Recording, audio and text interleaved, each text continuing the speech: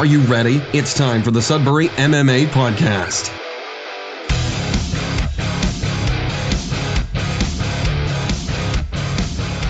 Bam, and we are live with Dean the Saiyan soon. Did I say that right? The Saiyan? Yes, you did. You said it right. All right, man. Thanks for joining us here, Dean. We got actually Dean, who is featured as the co-main event at the upcoming Northern Fights.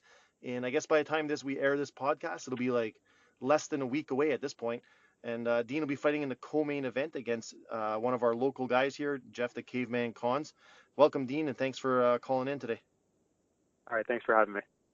All right, brother. So I guess, one of the things we're trying to do here is obviously promote the Northern Fights, but also, you're no stranger to the Northern Fights. You've fought on, how many of the cards have you fought on now? I think this will be my fourth one. Yeah. So, I mean, like, you've essentially been on just about every one except for the one you missed. And that was only because you had a broken arm? I had my arm broken, yeah. That's right. Like a few weeks later, and I actually on the last podcast, I was talking about this. I was like, Jeff and Dean were supposed to fight at Northern Fights 4, but you had broken your arms on an event about 30 days out in Timmins, and I still remember this, that you were saying to me like, no, I'll have the cast off and I'll have a couple weeks to train and I'll be good to go. And I was like, holy shit, this guy's crazy, I'll do anything for a good match. I know. So I mean, maybe Dean, let's start off by introducing you to the listeners, and maybe let them know about your martial arts journey, like how old you were when you started, and kind of what got you here to Northern Fights. Well, my journey with martial arts actually started very young. I have an uncle. His name's Dwayne Soon. They call him Dwayne the Machine Soon. He's from Montreal, but he's been in over, like, I believe 25 Muay Thai fights and a couple pro fights in Muay Thai, and he's always shared his experiences with me, and I started getting really into it the last couple of years. So I've only really been training really hard for the last maybe 4.5 years. And as soon as I started getting into martial arts, when I found Shotokan, I'm like, you know what, I want to see what this could do against different sports. And then as soon as I heard from a friend of mine named Tyler, he told me that he heard about an upcoming event coming up. It's going to be starting soon. So he told me to contact you. So that's exactly what I did. And ever since I found the right shorts, which is something that I'm a huge Dragon Ball fan, as a lot of people can tell. I wear the shorts. I got the tattoo. That's something that I've always watched. I've always looked up to, because my favorite character has never been undefeated. He's always come back stronger and heavier, and that's exactly what I want to do. That's why I picked the shorts, got the tattoo, and got into that match. That's very cool, because your nickname is the Saiyan, and one of the key things that a lot of people seem to remember about you is always the Dragon Ball Z pose during the fight photos and whatnot. Oh yeah, I love doing those poses. I've actually shared it on a couple of Dragon Ball fan pages, and I believe I sent one picture of like one of the posters that you guys made, and within 12 hours I had like 150 messages, like close to 1,000 notifications on it. Oh no, that's sick. That's pretty sick, man. I find it's amazing. No, it's awesome. So, like, I still remember your first fight, because I remember like people were like, "What's this guy doing?" Like at the weigh-ins, he was doing the Dragon Ball Z pose. I think people thought you might have been a little bit crazy at the time, but like they just didn't know how into it you were, and like it's almost like become like this thing with the fans where people now expect it. Oh, I'm hoping that they expect it, because this is something that I don't live. I'm not just a casual fan of the show. I live that. Like every day, my character, he trains, he eats, he sleeps, everything as hard as he can. And that's exactly how I live my own life too. I try to live my life as unregretful as I possibly can. If someone doesn't like me for what I like, then it doesn't bother me what they think of me. I'm going to be me, and if people like it, they like it. If they don't, then hey, you can't please everybody, but you can make yourself happy. Yeah, well, I think that I speak for a lot of people when, there's no doubt that people have taken to you because, like, people were jacked that you were coming back on the card. The last card, people were like, where is he? How come he's not fighting this card? Like, so I think people are really into it, and people can definitely appreciate, the amount of dedication you've put into the sport. I really appreciate it. And I'm really glad that people have, taken into it.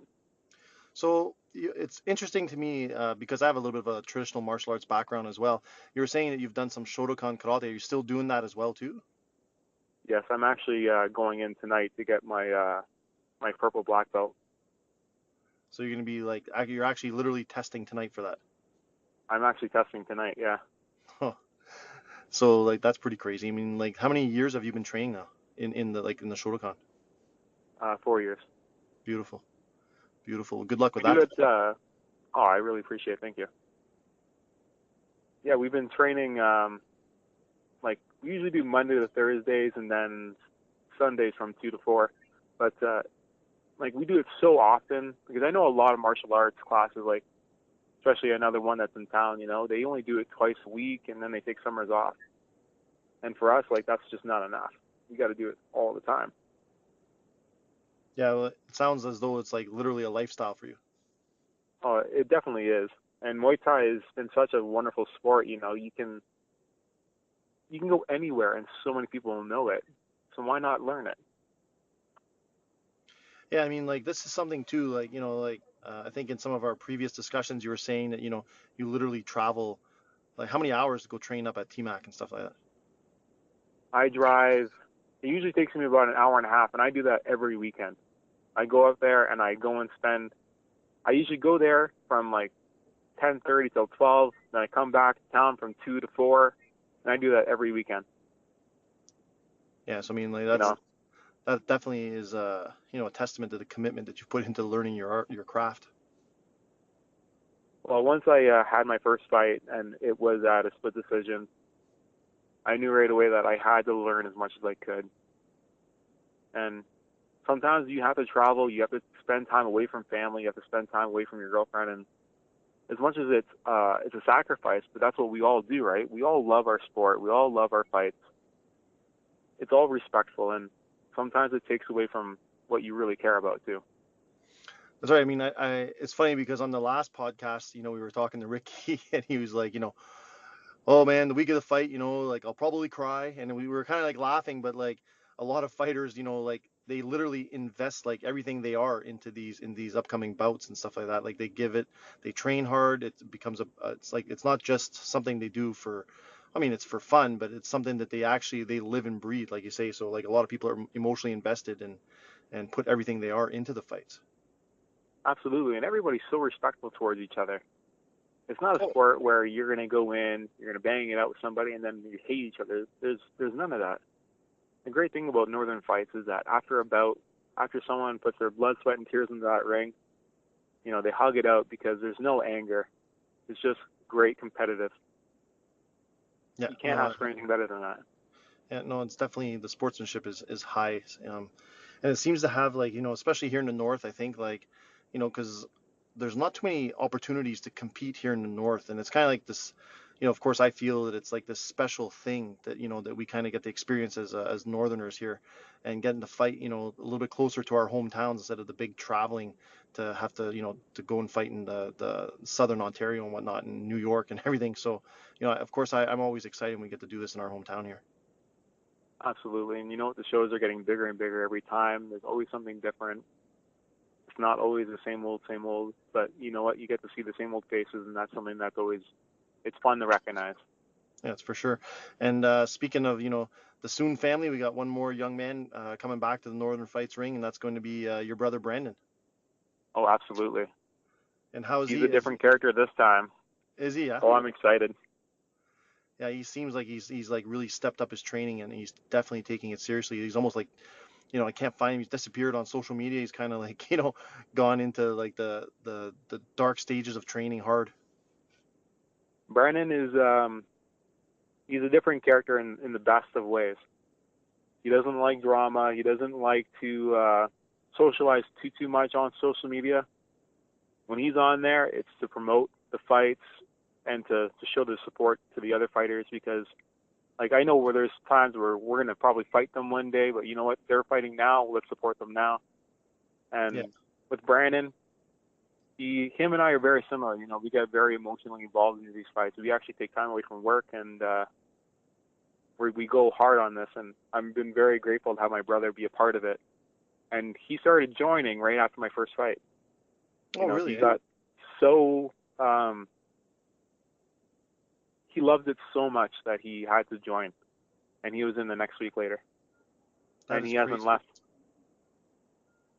That is crazy. I did not know that. I didn't know. I thought he had been training before that too. So he's like basically all in as well. Oh, Brandon is all in as well. I call him my Vegeta.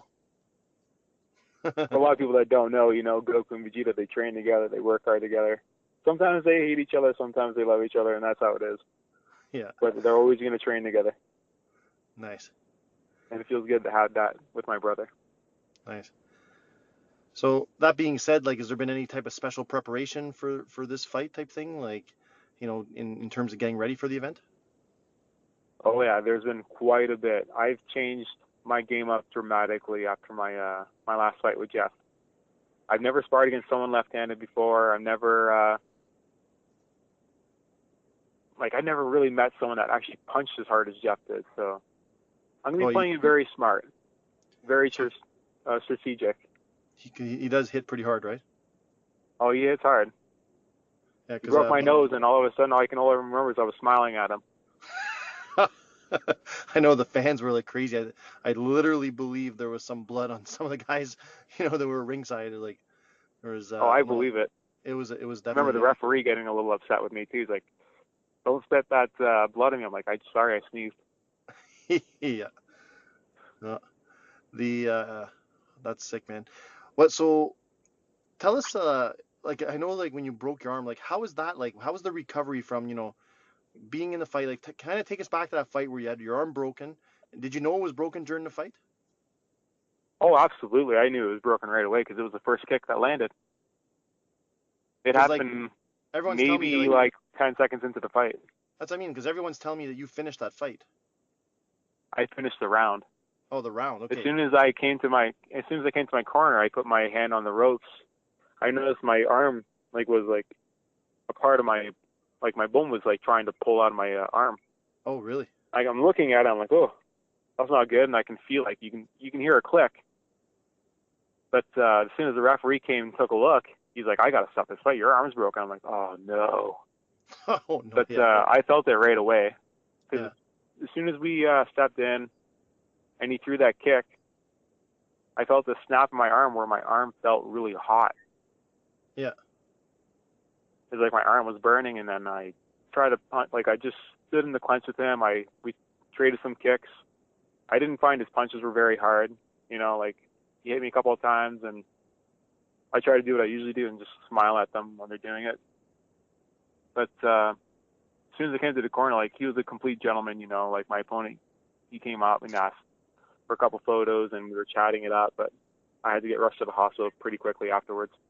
Yeah, no doubt. And then how was the recovery process, and was it hard to get back into training, and were you nervous at first, checking the kicks and stuff like that and blocking? And I actually went back to training right away.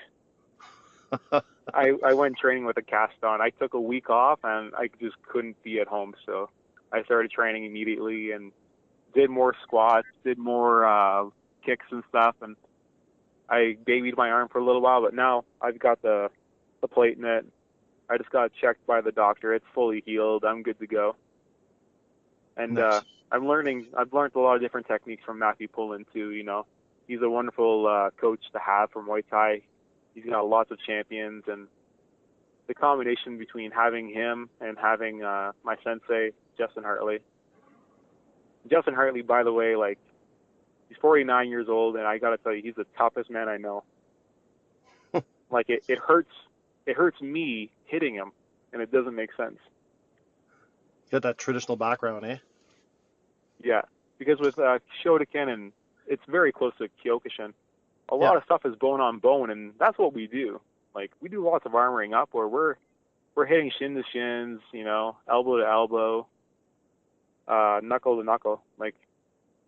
We try to put as much calluses and we try to damage the bone so when the bone heals, it heals up a little stronger. Calcifies, yeah. No, like I said, I know a little bit about the traditional karate component, and those guys, especially if they adhere to the traditional trainings, like a lot of those guys are tough as nails typically. Like, so if you're getting that, and then you add in like some of the contemporary training with Matt, like I'm sure it's going to be bringing a pretty interesting style to the ring. Oh, absolutely. I'm excited too because my cardio's gone up quite a bit. So I'm looking to play this one against Jeff very smart. Well, Jeff's a nice guy. He's a gentleman, and I just love fighting. And to have him again, knowing how exciting it was for everybody else, it's hard for me to accept a loss. Yeah. But I have a really great feeling about this one. Well, you know what? I know the fans are super pumped to see it. And yeah, geez. So any closing remarks for anyone out there? Well, for anyone out there that's listening, if you want to get yourself into martial arts, get yourself into fighting, or even get yourself into painting, soccer, football, whatever you want, as long as you put your mind to it and you don't care what anybody else thinks, you go for it. You go 100%. You got to leave the negativity behind and bring in nothing but the positives. If you surround yourself with positive people, you get positive results and you get what you want. Don't let negativity and don't let someone not tell you what to do. That's basically awesome. All I would say, Yeah, man, like find your passion and pursue it for sure. Absolutely. And you got to find your cheat sheet like I have. That is amazing, man. Well, I appreciate you taking the time to give us a call, bro. And man, we look forward to seeing you and Jeff put on a show in less than a week's time. All right. I look forward to seeing Jeff again very soon. And thank you, John, for having me. No, thank you very much. Take care. All right, you take care. Goodbye.